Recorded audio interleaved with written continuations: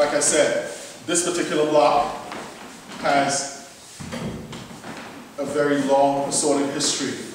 When I first learned this block over 40 years ago, this is how I learned it. When I studied Taekwondo, this is how it was done. In the Taekwondo system, it's done a variety of different ways, and here's some of the ways in which it was done. It was done like this. It was done like this. It was done like this.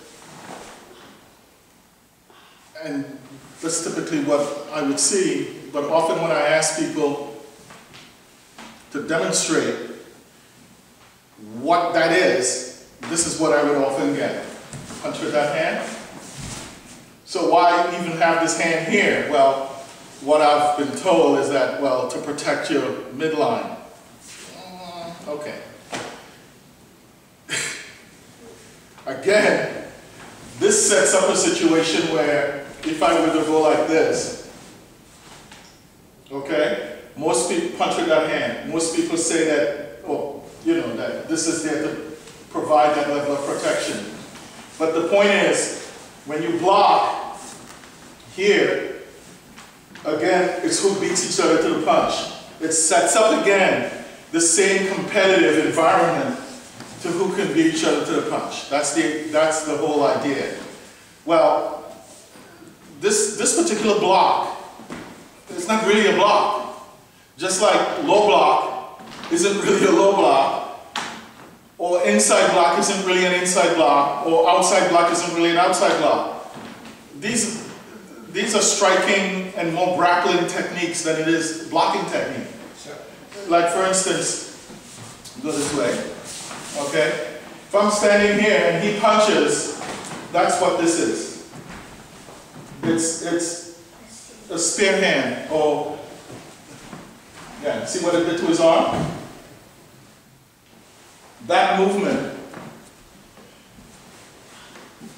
it's very painful, okay? And that. So both of them together is this. You see what happened to his body at that point? And then the next move, you step in, it's here. So here it is. 1, 2. That's how knife hand block typically is supposed to work. Now, again, strike, strike, strike. That's the technique, okay?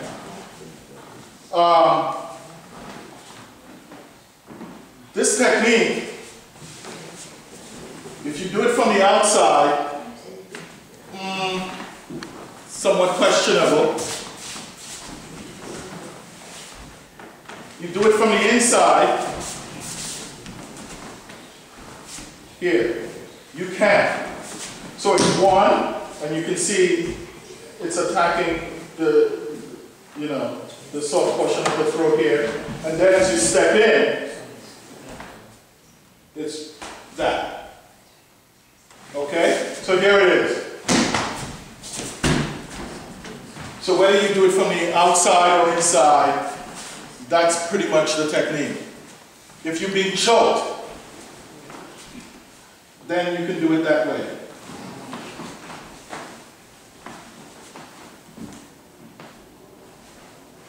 Another way of looking at this technique, he punches right here, and you continue it this way.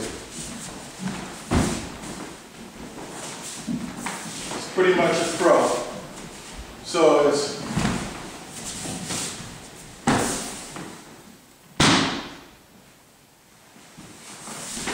okay, and that's probably the most efficient use of knife hand block. Now, again, 1, as you pull back, what you're doing here is putting pressure on the meridians and pressure points around the wrist. So you have to be mindful of that. Again, this is not a pressure point class, so, but if you want to know what point this is large intestine 10, and it belongs to the wood element. This here is pericardium 1, it belongs to the fire element. This is stomach 9, it belongs to the earth element. So when you look at the combination of elements and the way the points are set up to be struck, what generates what? The earth generates what? Wood, right? The earth generates wood. This is metal. So it's metal, fire, earth. Metal, fire, earth. One overrides the other. And instant knockout or loss of energy in the body. Okay? So, like I said, this is not a class on pressure points, so, you know, I'm just going over that briefly, but that's really what you're striking. Right? That's what you're striking. Okay? Now, last week we went over low block. And one of the things that occurred to me about low block is this. If I'm standing here, stand there, Mr. Major. Sir. And you're going to punch towards my head. Sir. Punch. Okay, very good. And I step. The stepping alone, if you really look at that, again,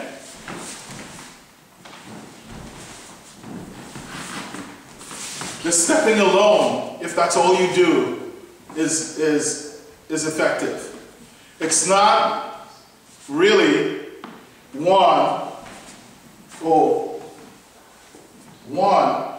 and I step in this confrontational type of environment where his force and mine are literally opposing, because, you know, the theory is that anything along inside here is the power zone. So if he holds his arm out, if I have to move, I want to move where? Outside the power zone, right? If I have to move here, I want to move outside the power zone. I want to be playing around in here. So that said, if he punches with that hand, and I step to the other side, this is what's happening.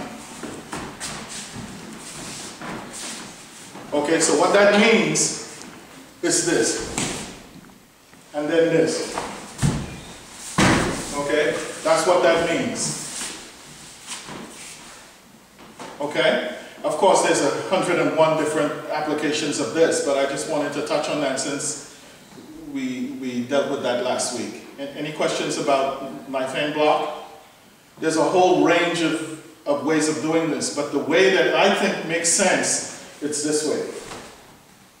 And this long stance in doing that doesn't make a lot of sense, because this type of stance where you fill one leg and empty the other, this means kick. So, one, where he puts that foot forward, one, and I go 2, 3. That's really what that means. So it's, all right, if I slow that down a bit, 1, 2, 3. That's what that is. Okay? If I speed it up a little bit. And that's the way these things are meant to be used. Not in this rigid kind of fashion. And while I'm on this subject, in a lot of the forms, knife hand guarded block is often preceded by a spear finger strike. So often you would see this. That's what you would see. Well, he punches with that hand, and I do this, and he tries to punch with this hand. There it is. that's what this is. It's not really me trying to spear him somewhere in his solar plexus. It might work in the throat area, but because of this pressure point and the way it's located, I'll have to take a downward trajectory in order for this to work. So it's not really I can spear him. My fingers will never be strong enough to withstand that. But this is either the thumb attacking stomach 9 or the thumb gouging the eyes. So how it looks is this. 1, 2, he punches. I literally parry and do this. Either gouge or here. All right, so here it is. There it is. Okay, so I figured I'd just clear that up while we're doing this. Okay, great. All right, get to